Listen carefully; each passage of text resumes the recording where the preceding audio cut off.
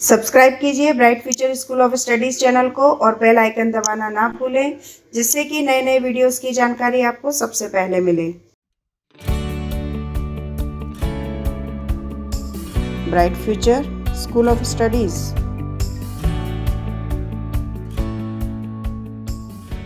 Hello dear students, welcome to Bright Future School of Studies online classes. Today we will study about Mesopotamian civilization and it is the last part of this chapter. Okay, it is the last part of this chapter. Dear students, today we will study about the major achievements of the Mesopotamian people. Clear?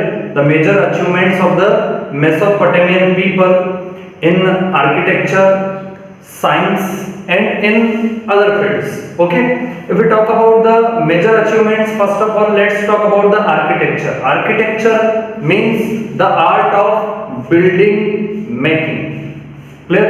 The art of building, भवन निर्माण की कला, जिसको वास्तुकला भी बोला जाता है। क्लियर? तो किस तरह का आर्किटेक्चर था, कैसे लोग घर बनाते थे, कैसे अलग अलग स्ट्रक्चर्स बनाते थे। In Mesopotamia, the stone was not easily available. पत्थर आसानी से अवेलेबल नहीं थे, पत्थर आसानी से नहीं मिलते थे। That is why the most of the buildings of Mesopotamian civilization were made of bricks. इसलिए ज्यादातर जो बिल्डिंग्स है मेसोपोटामियन सिविलाइजेशन की वो ईंटों से बनाई गई। क्लियर? बेक्ड ब्रिक्स से, यानी कि पकी हुई ईंटों से, पक्की ईंटों से। क्लियर? सबसे पहले हम आर्किटेक्चर की बात करते हैं। क्लियर? जैसा कि मैंने आपको बताया कि स्टोन इजीली अवेलेबल नहीं था मेसोपोटामिया में, इस वजह से वहां के लोग बेक्ड ब्रिक्स का यूज करते थे बिल्डिंग कंस्ट्रक्शन में। ज्यादातर बेक्ड ब्रिक का ही यूज किया जाता था सभी तरह की बिल्डिंग्स को कंस्ट्रक्ट करने के लिए। इसके अलावा कुछ स्पेशल फीचर्स थे, जैसे कि आर्क। आर्क मींस मेहराब, इस तरह का, इसको आर्क बोलते हैं, या इस तरह का। क्लियर? ये आर्क हो गए। इसके अलावा डोम, डोम कुछ इस तरह का होता है, गुंबद जिसको बोला जाता है, ऐसे स्ट्रक्चर को डोम बोला जाता है, गुंबद। ये आर्क हो गया। क्लियर? कॉलम कुछ इस तरीके के कॉलम, जैसा कि आज हम यूज करते हैं घरों को बनाने के लिए कॉलम यूज करते हैं, कॉलम्स भी यूज किए गए थे, आर्क्स भी यूज किए गए थे। डोम यानी कि गुंबद, जो कि टेंपल टॉप या मॉस्क के टॉप पे आप देख सकते हैं इजीली स्ट्रक्चर। कुछ इस तरह के स्ट्रक्चर्स मेसोपोटामियन पीपल यूज करते थे, जब भी कंस्ट्रक्शन करते थे तो इस तरह के डिजाइन्स वो बनाया करते थे। क्लियर? इसके अलावा लोगों ने वहां जिगुरट, जिसके बारे में हमने बात की थी, जिगुरट बनाना, जो भी देवता है, जिन भी देवता को वो पूजते थे, उन देवता के लिए वो जिगुरट बनाते थे। आपकी बुक में फोटो इजीली आपको देखकर आप समझ सकते हो इजीली कि किस तरह का जिगुरट हुआ करता था। यह एक स्ट्रक्चर हुआ करता था जो कि काफी मल्टी स्टोरीड स्ट्रक्चर था, जिसमें कई सारी मीनारें हुआ करती थी और टॉप पर टेंपल हुआ करता था। क्लियर? टॉप पर टेंपल होता था। इसके अलावा जिगुरट के साइड में बेक्ड ब्रिक से ही ड्रेन्स बनाई जाती थी, नालियां बनाई जाती थी, और जो ड्रेन्स होती थी वो ब्रॉडर होती थी, चौड़ी होती थी।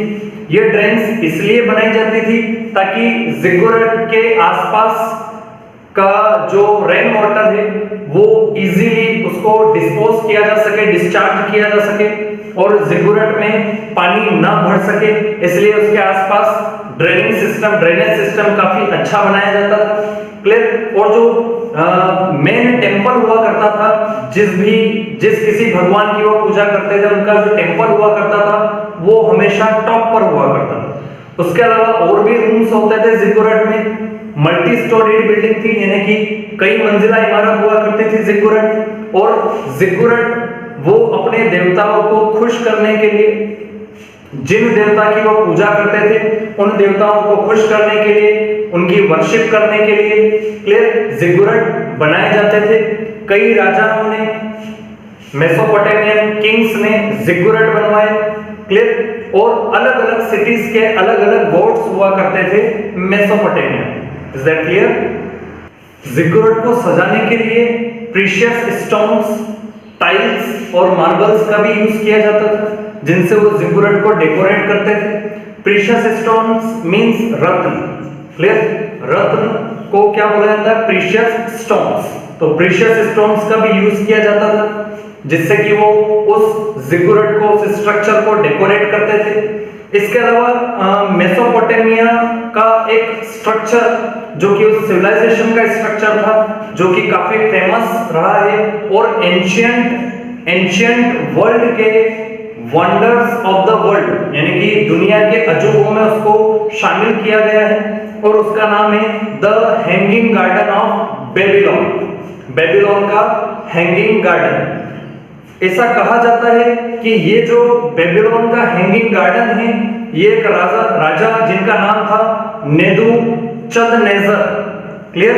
नेबूकदनेस्सर, उन्होंने अपनी पत्नी, अपनी क्वीन के लिए बनाया था, अपनी रानी के लिए बनाया था।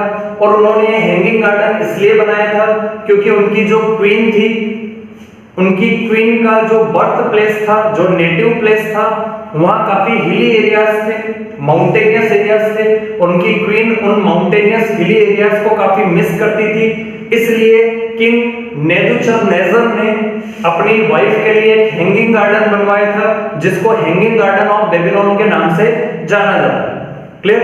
और ये hanging garden of Babylon ancient world में वंडर्स ऑफ द वर्ल्ड में से एक रहा है। अब बात करते हैं साइंस, क्लियर? ये बात हुई आर्किटेक्चर की यानी कि वास्तुकला की। अब बात करते हैं साइंस यानी कि विज्ञान। जिस तरीके से आज हम टेंस में काउंट करते हैं, क्लियर? जैसे हम बोलते हैं दहाई, सैकड़ा, हजार, 10,000, लाख, 10 लाख, क्लियर? टेंस में हम क्या करते हैं? काउंट करते हैं। वैसे ही जो मेसोपोटामियन पीपल है वो 60s में काउंट करते थे, यानी कि उनकी काउंटिंग कैसा होती थी? 60s, यानी कि सबसे पहले 1 के बाद 60 के बाद में उसमें और 60 ऐड करो, 120, फिर उसमें और 60 ऐड करो। इस तरीके से 60s में उनकी क्या होती थी? काउंटिंग होती थी। इसी के साथ मेसोपोटामियन पीपल ने 1 आवर को 60 मिनट्स में डिवाइड किया था, 1 मिनट को 60 सेकेंड्स में डिवाइड किया था, क्लियर? 30 डेज का 1 मंथ हुआ करता था और 12 मंथ का 1 ईयर हुआ करता था। ये सारी कैलकुलेशन मेसोपोटामियन पीपल ने ऑलरेडी उस समय में यानी कि आज से 5000 साल पहले कर ली थी। इसके अलावा जो मेसोपोटामियन पीपल है वो मैथमेटिक्स के साथ वो एस्ट्रोनॉमी में भी काफी एक्टिव थे। एस्ट्रोनॉमी यानी कि अंतरिक्ष विज्ञान, अंतरिक्ष विज्ञान में भी काफी वो निपुण थे, क्लियर? उन्होंने यहां तक कि जो इक्लिप्स होते हैं, solar Eclipse and lunar Eclipse, इनका कैलकुलेशन करना भी स्टार्ट कर दिया था। यानी कि एस्ट्रोनॉमी में इतनी प्रोग्रेस उन्होंने कर ली थी कि वो ये पता लगा सकते थे कि नेक्स्ट लूनार इक्लिप्स या नेक्स्ट सोलर इक्लिप्स कब आएगा, किस समय आएगा। It means mathematics Mesopotamian people का काफी स्ट्रांग हो चुका था और वो इक्लिप्स को भी प्रिडिक्ट करना उन्होंने शुरू कर दिया। So that's all about the science of Mesopotamian people. Now let's talk about the script. Script ये ना होता है बेटा लिपि। स्क्रिप्ट मींस क्या होता है? लिपि, क्लियर? लिपि। आज आप हिंदी लैंग्वेज को अच्छी तरह जानते हो, क्लियर? हिंदी लैंग्वेज आप अच्छी तरह जानते हो। लिपि का मतलब होता है लिखने का तरीका, यानी कि किसी लैंग्वेज को किस तरह से लिखा जाता है, क्लियर? उसको क्या बोला जाता है? लिपि। इंग्लिश में इसको बोला जाता है स्क्रिप्ट, क्लियर? फॉर एग्जांपल हमारी जो हिंदी लैंग्वेज है उसको लिखने का तरीका है, उसकी लिपि कौन सी है? देवनागरी। हिंदी लैंग्वेज की कौन सी लिपि है? देवनागरी, क्लियर? देवनागरी लिपि में यानी कि ये जो लिखने का तरीका है, जिस तरीके से मैंने बोर्ड पर लिखा है, इसी को क्या बोला जाता है? लिपि। ये लैंग्वेज है। लैंग्वेज किसके अकॉर्डिंग है? प्रोनाउंसिएशन के अकॉर्डिंग। लेकिन लिखने का तरीका डिफरेंट होता है। क्लियर। तो जो लिखने का तरीका होता है उसको बोला जाता है लिपि। क्लियर। जैसे कि हिंदी लैंग्वेज कौन से लिपि में लिखी जाती है? देवनागरी लिपि में लिखी जाती है। उसी तरीके से जो मेसोपोटामियन पीपल थे उनकी लिपि किस प्रकार की थी, क्लियर, उसके बारे में बात करते हैं।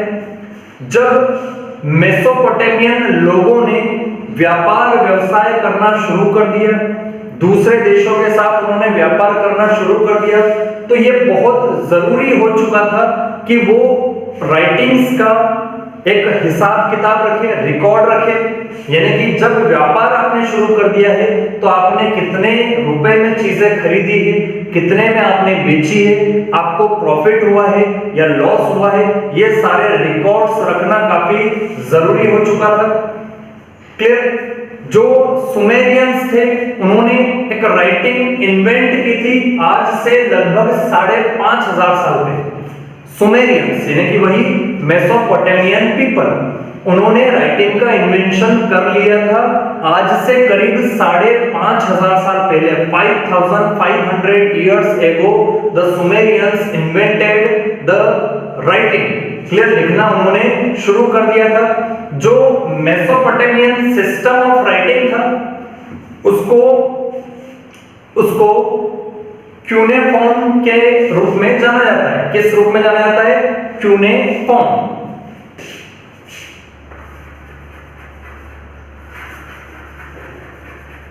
किस रूप में जाना जाता है? क्यूनेफॉर्म। क्यूनेफॉर्म के रूप में जाना जाता है। जो मेसोपोटामियन पीपल की राइटिंग हुआ करती थी, और इस राइटिंग की जो स्क्रिप्ट थी वो वेज शेप्ड थी। कैसी थी? Wedge shaped. यानी कि स्क्रिप्ट कैसी थी? Wedge shaped.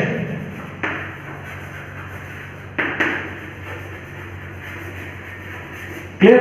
ये स्क्रिप्ट थी उनकी, और जो राइटिंग थी उसको क्या बोला जाता है? क्यूनेफॉर्म। क्यूनेफॉर्म राइटिंग थी, और इस राइटिंग की जो स्क्रिप्ट थी वो कैसी थी? वेज शेप्ड स्क्रिप्ट थी। इसको राइट टू लेफ्ट लिखा जाता था। कैसे लिखा जाता था? Right to left. मेरा राइट ये है, यहां से इस तरफ से लगाकर इस तरफ तक। अभी हम कैसे लिखते हैं? अभी हम हिंदी लैंग्वेज को या कोई भी लैंग्वेज जो हम राइट कर रहे हैं उसको हम कैसे लिखते हैं?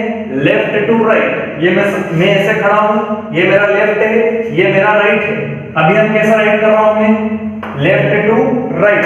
लेकिन ये जो राइटिंग थी जिसको क्यूनेफॉर्म बोला जाता था और जिसकी जो स्क्रिप्ट थी वो वेज शेप्ड थी, इसको राइट टू लेफ्ट लिखा जाता था। यानी कि लिखना इधर से शुरू किया जाता था और खत्म इधर किया जाता था।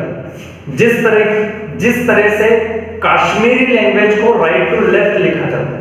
कश्मीर के लोग जिस तरह की लैंग्वेज कश्मीर में चलती है उसको भी राइट टू लेफ्ट लिखा जाता है।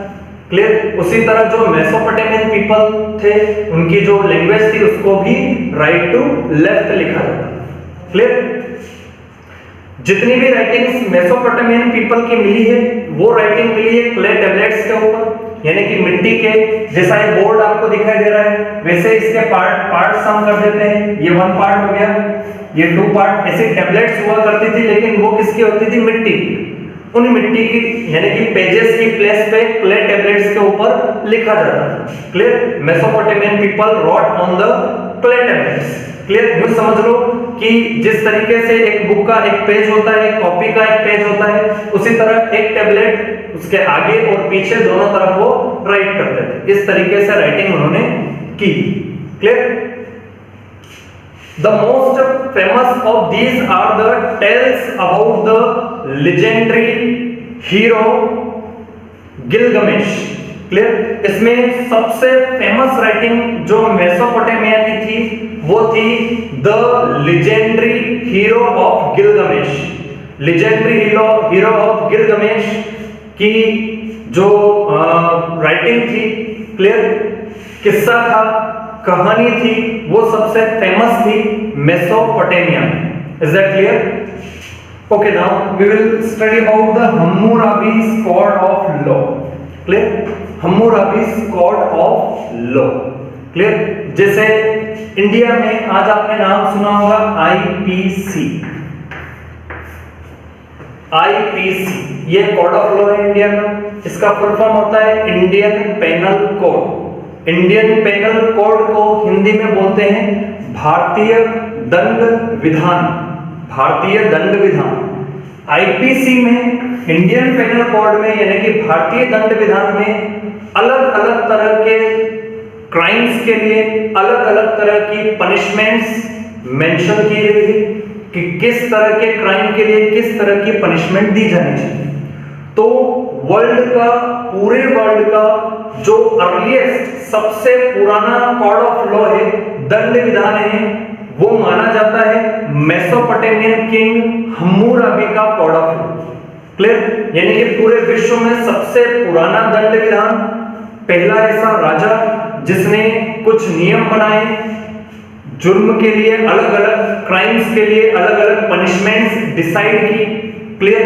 कुछ बेसिस के अकॉर्डिंग, वो था मेसोपोटामिया का राजा किंग हम्मुराबी। क्लियर?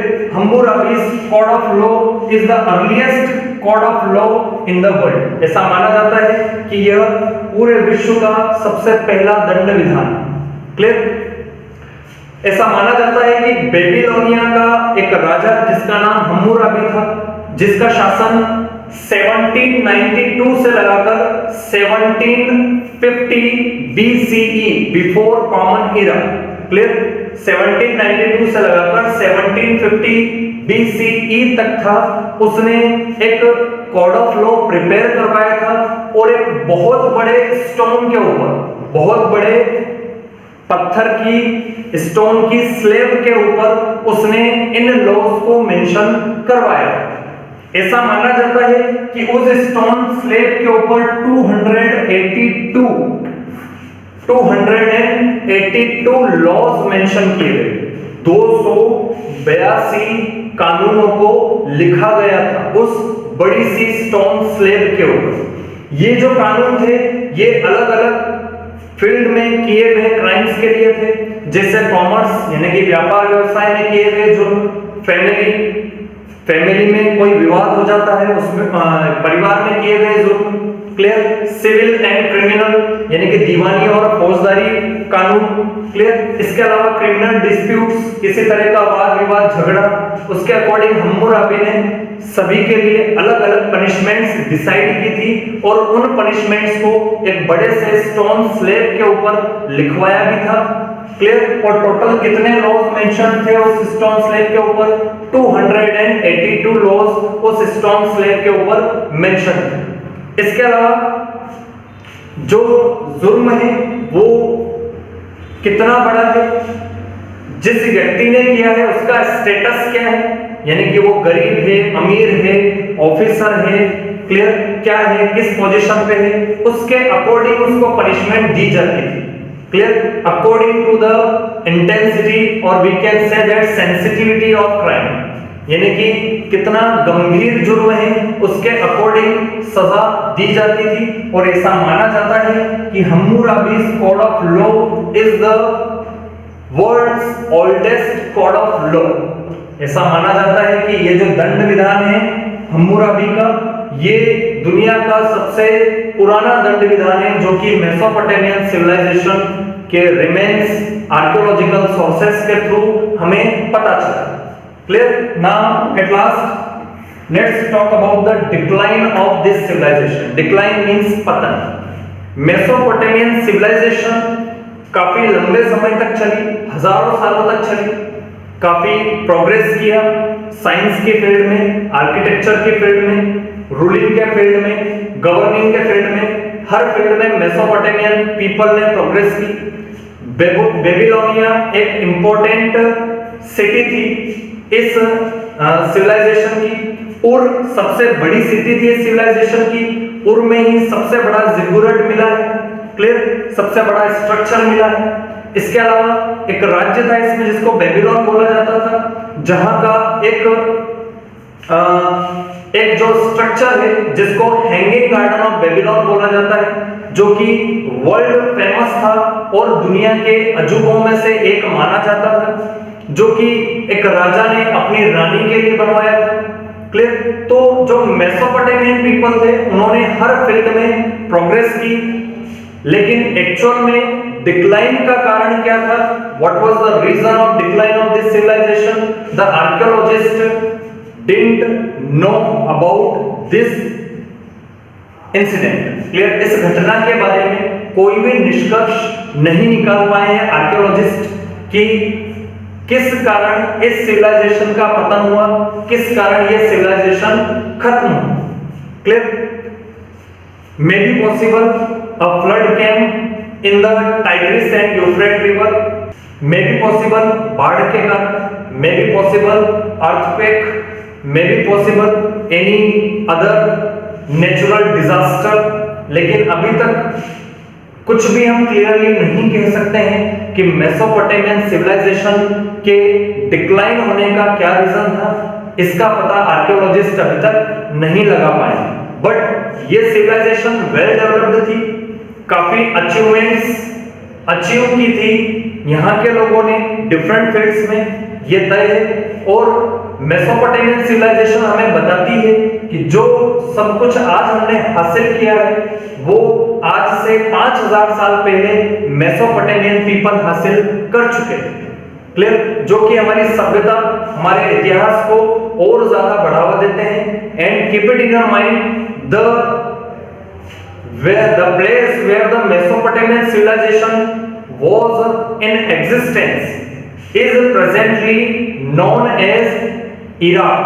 उसको आज वर्तमान में किस नाम से जाना जाता है? इराक के नाम से जाना जाता है। इराक एक देश है जहां पर मेसोपोटामियन सिविलाइजेशन हुआ करती थी। Is that clear? So dear students, this chapter Mesopotamian civilization is finished. Thank you very much for listening to me. For more videos, keep watching our YouTube channel. Thank you.